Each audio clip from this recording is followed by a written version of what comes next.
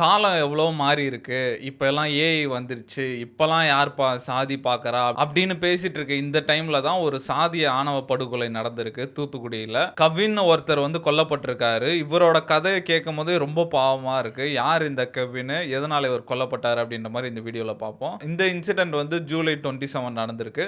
கவின்னு ஒருத்தர். அவர் சென்னையில ஒரு பெரிய ஐடி கம்பெனியில வந்து சாஃப்ட்வேர் இன்ஜினியரா இருக்காரு. இவர் வந்து தூத்துக்குடிய சேர்ந்தவரு. லீவுக்கு ஊருக்கு போயிருக்காரு. இவருக்கு ஒரு கேர்ள் ஃப்ரெண்ட் இருக்கு. இவரோட கேர்ள் ஃப்ரெண்ட் வந்து பாளையங்கோட்டையில சித்தா டாக்டரா இருக்காங்க. இவர் வந்து அவங்க வீட்ல இருக்க பெரியவங்கள அழைச்சுட்டு இந்த சித்தா ஹாஸ்பிட்டலுக்கு போயிருக்காரு. அவங்க உள்ள இருந்திருக்காங்க. இவர் வெளிய நின்று ஃபோன் பேசிட்டு இருந்திருக்காரு. அந்த டைம்ல இவரோட கேர்ள் ஃப்ரெண்டோட தம்பி அங்க வந்திருக்காரு.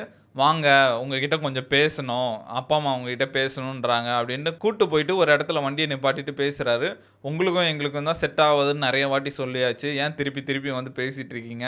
நீங்க வேற கேஸ்ட், நாங்க வேற கேஸ்ட். இத உட்டுருங்க அப்படின்ற மாரி சொல்றாரு. கவின் வந்துட்டு அப்படிலாம் விட முடியாது அப்படின்ற மாரி சொல்லி 2 பேரும் வாக்குவாதம் வந்து இந்த சுர்ஜித்ன்றவர் என்ன பண்றாருன்னா, மொளகா பொடி எடுத்து அவர் கண்ல போட்டு ஒரு அருவாள் ஒண்ணு வச்சிருக்காரு. அத எடுத்து வெட்டியிருக்காரு.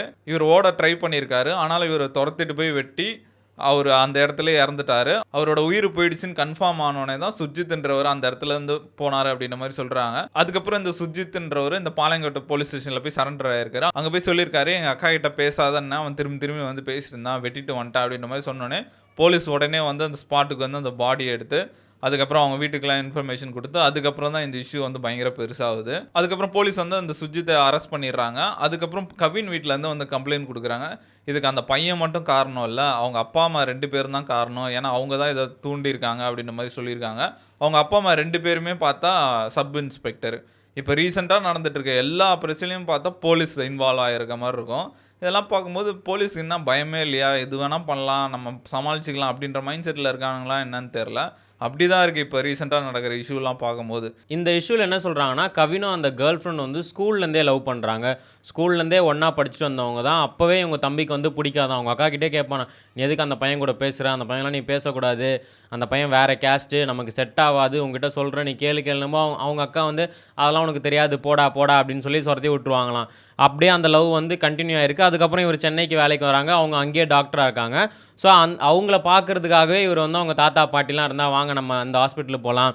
அப்படின்ற மாரி எப்பவுமே ரெகுலரா கூட்டிட்டு போய் பேசிட்டுலாம் வருவாராம். ஸோ அந்த மாரி டைம்ல தான் இந்த தம்பி பார்த்துட்டு, இதுக்கு மேல விட்டா சரிப்பட்டு வராதுன்னு இந்த மாரி முடிவு எடுத்துட்டாரு. நம்ம பொதுவா இந்த மாரி ஆணவ கொலைலாம் பார்க்கும்போது, பொண்ணு வந்து ஒரு பெரிய இடத்து வீடா இருக்கும். பையன் வந்து ரொம்ப ஏழையா இருப்பான். அந்த பொண்ணு வீட்லருந்து இந்த பையன வெட்டிருவாங்க. அப்படிதான் பார்த்துருக்கோம். ஆனா இந்த கேஸ பொறுத்தவரைக்கும் அவங்க அப்பாவே நெறைய பேட்டி குடுத்திருக்காரு. என்ன சொல்றாருன்னா, பையன் வந்து எந்த விதத்திலயும் குறைச்சல் இல்ல. சென்னையில வந்து ஒரு ஐடி கம்பெனில 1,50,000 சம்பாதிக்கிறான். நாங்க ஒண்ணும் எந்த விதத்திலயும் குறைச்சலான குடும்பம் கிடையாது. எங்க அப்பா வந்து 30 வருஷமா பஞ்சாயத்து தலைவரா இருக்காரு. அதே மாரி கவினோட அப்பா வந்து விவசாயியா இருக்காரு. நெறைய இடம் இருக்குன்னு சொல்றாங்க. அம்மா வந்து கவர்மெண்ட் டீச்சரா இருக்காங்க. அதே மாரி அவங்க தம்பியும் ஐடில ஒர்க் பண்றாரு. ஒரு ரெப்யூட்டடான ஃபேமிலியாவே இருக்கு. இருந்தாலுமே ஒரு கீழ் ஜாதி வீட்ல எங்க பொண்ண குடுக்கணுமான்ற ஜாதி வெறியில வந்து இந்த மாரி பண்ணியிருக்காங்க. இது முழுக்க முழுக்க ஜாதி வெறி தான் சொல்லணும். எல்லா குழந்தைங்களும் பொறக்கும்போது சமமா தான் பொறக்குது. அதுக்கப்புறம் அது வளர்ற சூழ்நிலை தான் அந்த குழந்தைய டிசைட் பண்ணுது எந்த மாரி வளருதுன்ட்டு. எனக்கு தெரிஞ்சு இவங்க வீட்ல வந்து ஒரே ஜாதி வெறிய ஊட்டி வளர்த்துருப்பாங்கன்னு நெனைக்கிறேன். இதெல்லாம் பார்க்கும்போது நம்ம என்னதான் படிச்சு நல்ல இடத்துக்கு வந்தாலும், இந்த ஜாதி நம்மள விடாது போல அப்படின்ற மாரி இருக்கும். அந்த பையனோட மைண்ட் செட் எப்படி இருந்திருக்கும்? நான் என்னடா தப்பு பண்ணேன்? இந்த ஜாதியில பொறந்தது ஏன் தப்பா? கவின்றவர் வந்து 10த்ல வந்து 490 எடுத்திருக்காரு. யூனிவர்சிட்டி கோல்ட் மெடலிஸ்ட்ன்றாங்க. இத்தனைக்கும் ஒரு பெரிய கம்பெனில 1.5 லாக்ஸ் கிட்ட சம்பளம் வாங்குறாரு. இப்பலாம் ஒரு 50,000 சம்பளமே ஒரு பெரிய விஷயமா இருக்கு. எல்லாமே கரெக்ட்டா பண்ணியிருக்காரு. ஆனாலும் இந்த ஜாதினால அவர் இப்ப கொல்லப்பட்டிருக்காரு. இத தான் வந்து அந்த காலத்திலேயே வந்து அம்பேத்கரும் சொல்லியிருக்காரு. "Caste is not a physical barrier. It's a state of மைண்ட்ன்ட்டு." நம்ம என்னதான் சம்பாதிச்சு இவ்ளோ பணம் வச்சிருந்தாலும், இந்த கேஸ்ட்டா இவங்க இப்படி தான் இருப்பாங்க. இந்த கேஸ்ட்டா நம்ம இவங்கள வீட்டுக்குள்ள சேர்க்கக்கூடாதுன்னு இந்த மைண்ட் செட் இருக்கு. அந்த மைண்ட் செட்ட தான் நம்ம உடைக்கணும்னு நெனைக்கிறேன். முன்னாடிலாம் இந்த கேஸ்ட்ன்னு எப்படி பிரிச்சாங்கன்னா, அவங்க செய்ற குலத்தொழில வச்சு தான் அந்த கேஸ்ட்னே பிரிச்சாங்க. அதனால தான் இந்த முடி வெட்டுறவங்க ஒரு தொழில், இந்த பரமோலம் அடிக்கிறவங்க, இந்த நகை செய்றவங்க, இந்த பிளாக் ஸ்மித்ன்னு அப்படி ஒரு ஒரு ஜாதியா இருந்தாங்க.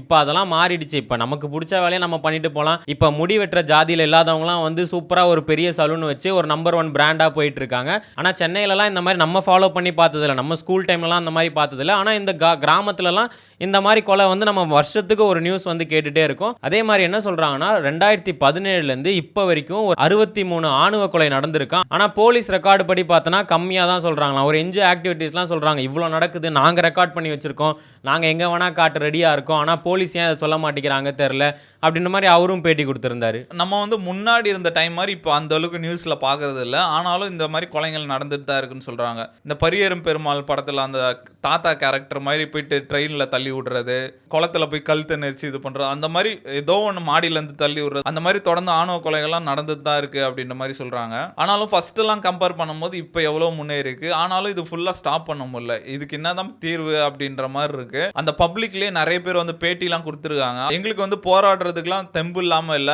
நாங்க நினைச்சா பண்ணுவோம், எதுக்கு இவங்க இந்த கேஸ்ட்டை பிடிச்சிட்டு இப்படி தொங்குறாங்கன்னு தெரியல, பையன் வந்து ரொம்ப நல்ல பையன், நல்லா சம்பாதிக்கிறான், அவன் போயிட்டு வரதே தெரியாது, ஜாதியை வச்சு என்ன பண்ண போறீங்க, தயவு செஞ்சு அதை விட்டுருங்க அப்படின்ற மாதிரி அவங்க ரொம்ப மெச்சூர்டா பேசுறாங்க. அது பார்க்கும்போதே நம்மளுக்கு இவங்க அரசியல் கட்சி தலைவரோட இவங்க பேசுறது இவ்வளோ மெச்சூர்டா இருக்கே அப்படின்ற மாதிரி இருக்கு.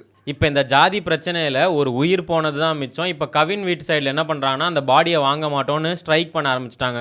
ரோட்லலாம் சாலை மறியல்லாம் பண்ணிட்டு இருக்காங்க. நிறைய பேர் சொல்றது என்னன்னா, இதுக்கு ஒரு ப்ராப்பரான ஒரு சட்டம் கொண்டு வரணும், இதே மாதிரி தொடர்ந்து கொலைகள் நடந்துட்டு தான் இருக்கு, ஒரு சிவியரான சட்டம் இருக்கணும் அப்படின்ற மாதிரி சொல்றாங்க.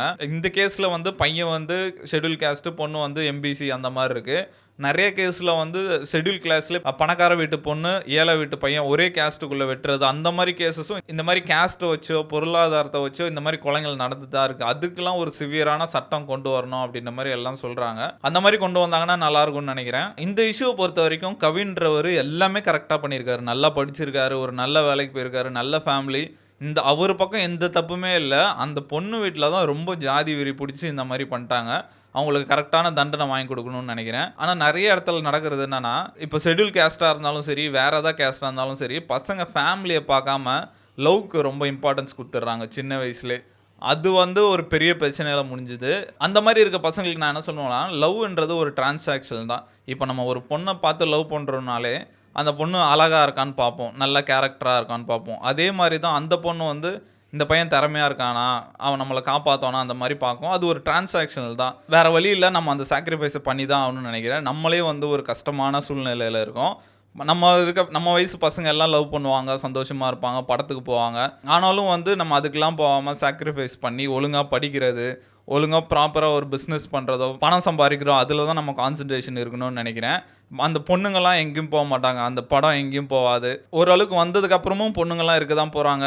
வேறு ஏதாவது படம் நடக்கும், ஈவெண்ட் எல்லாமே நடக்க தான் போகுது. நம்ம கொஞ்ச நாள் ஒரு 20லேருந்து 25 வயசு வரைக்கும் நம்ம கெரியருக்கு என்ன பண்ணோம் அப்படின்ற மாதிரி தான் பார்க்கணுமே கண்டி, நம்ம சின்ன வயசுலேயே வந்து லவ்க்கு போயிட்டோன்னா இதில் நம்ம கோட்டை விட்டுருவோம். ஃபஸ்ட்டு வந்து நம்ம ஃபேமிலி பார்க்கணும், நம்ம எந்த மாதிரி ஒரு சூழ்நிலையில் வளர்ந்துட்டு வரோம் அப்படின்ற மாதிரி பார்த்து அதுக்கு தான் இம்பார்ட்டன்ஸ் கொடுக்கணும்னு நினைக்கிறேன். வேறு வழியில் அந்த சாக்ரிஃபைஸ் பண்ணி தான் ஆகணும். ரெஸ்லர் கபீப் வந்து ஒரு இதில் சூப்பராக சொல்லுவார், உனக்கு டயர்டாக இருக்கா, ஃபேமிலியில் பிரச்சனையா, ட்ரைனிங் வர முடியலையா, ஒன்றும் பிரச்சனை இல்லை, நீ ஊருக்கு போயிடு, நீ இருக்கியோ இல்லையோ ஃபைட்டிங் நடந்துட்டு தான் இருக்கும், வேர்ல்டு சாம்பியன் உருவாகிட்டு தான் இருப்பாங்க, அதில் உன் பேர் இருக்கணுமா இல்லையான்ட்டு நீ தான் முடிவு பண்ணணும் அப்படின்ற மாதிரி சொல்லுவார். நம்மளுக்கு எவ்வளோ டிஸ்ட்ராக்ஷன் இருந்தாலும் அதெல்லாம் ஒதுக்கி வச்சுட்டு நம்மளுக்கு முக்கியம் நம்ம ஃபேமிலியை வந்து காப்பாற்றணும், அடுத்த தலைமுறைக்கு ஒரு ப்ராப்பரான இது செட் பண்ணி கொடுத்துட்டு போகணும், அதுதான் முக்கியம். அதுக்கப்புறம் தான் லவ்லாம் அப்படின்ற மாதிரி நினைக்கிறேன். அதுக்குன்னு வந்து நாங்கள் ஷெட்யூல் காஸ்ட்டில் பிறந்துட்டோம், நாங்கள் ஒரு ஏழை வீட்டில் பிறந்துட்டோம், லவ் பண்ணக்கூடாதா அப்படின்லாம் இல்லை. ஃபஸ்ட்டு வந்து வாழ்கிறதுக்கு வழி பார்க்கணும், அதுக்கப்புறம் தான் லவ்லாம் என்னை பொறுத்த வரைக்கும் அப்படி தான் நான் சொல்லுவேன். இந்த லவ் வந்து இந்த வாழ்க்கையில் வந்துட்டு தான் இருக்கும், அது எப்போ வேணால் கிடைக்கும் நம்மளுக்கு. நம்ம வந்து ப்ராப்பராக ரெடியாக இருந்தோன்னா அதுவே நம்மளை தேடி வரும்னு நினைக்கிறேன். இந்த கவின் அவரோட இஷ்யூ பற்றி நீங்கள் என்ன நினைக்கிறீங்க? உங்கள் லைஃப்பில் கேஸ் ரீதியாக ஏதாவது ப்ராப்ளம் வந்து அதை நீங்கள் ஃபேஸ் பண்ணியிருக்கீங்களா அப்படின்ற மாதிரி கமெண்ட்டில் சொல்லுங்கள்.